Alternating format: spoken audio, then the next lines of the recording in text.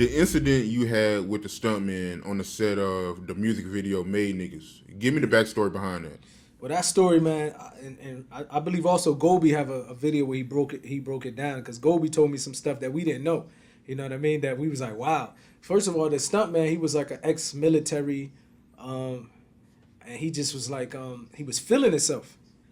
Like it's not like it's not real life. You know what I mean? We had fake guns and blanks, and he must thought he was back on the war somewhere because he was really into it, and he was really like kept mouthing off to me, kept mouthing off.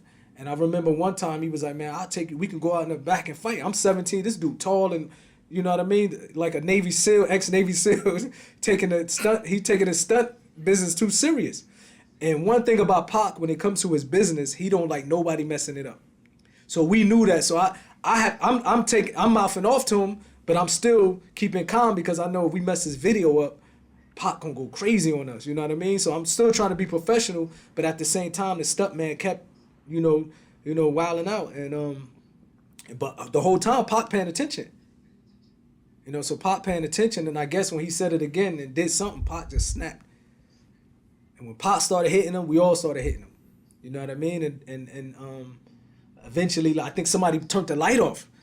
Bro, I remember somebody turned the light off. It was crazy because somebody turned the light off, and I remember Pac screaming, telling all of us to come and to surround him. You know what I mean? He's like, come. Like, he starts yelling our names out, and we all got around him because he probably, Pac was like kicking in, like, the lights off, telling what's going to happen. Then when the lights turned back on, they kicked the dude off the set, and we left. Pac was like, you know what, I'm tired, and we left. We didn't know until Gobi said it later that this guy he went to his car and got a gun. So we happened to leave, and he came back with the gun looking for us. You know what I mean? Wow. So thank God, you know what I mean? This dude thought he was a Navy SEAL, so thank God we was going. You know what I mean? Another incident a casualty that could have happened, we escaped. You know what I mean? And y'all had no idea at that time that he was in the military and everything. We didn't know until I think Gobi mentioned it later, but recently I seen like a video of Gobi explaining everything to us. You know what I mean? That the guy went and got a gun, and when he came back, you know what I mean? We didn't know he probably just came back from fighting somewhere and just still got, most of the time if a person go get a gun, and he wasn't a street dude, he was a military dude. So most likely he went to get that gun for a reason. Yeah, man. Yeah, that would have got ugly, man. Thank God, sure.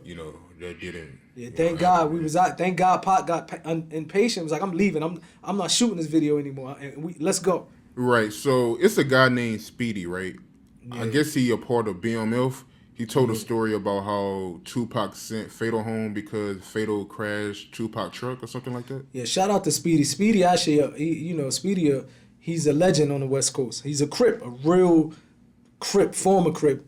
Thank God he recently became Muslim. He's locked up. He recently became Muslim, trying to better his life. You know what I mean? But Speedy was a real legend in L.A. You know what I mean?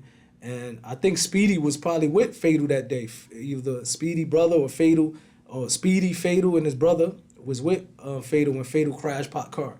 And Pac was hot. You know what I mean? He was hot. Because I think he hit the building, like crashed into the building where we were staying at and Pac sent him home. Of course, he came back, I think, a couple weeks later, but he's like, no, you got to go.